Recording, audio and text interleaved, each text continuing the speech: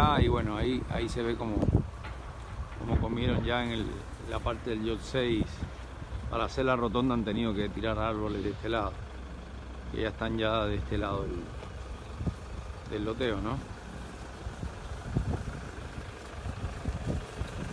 Ahí se ve claramente.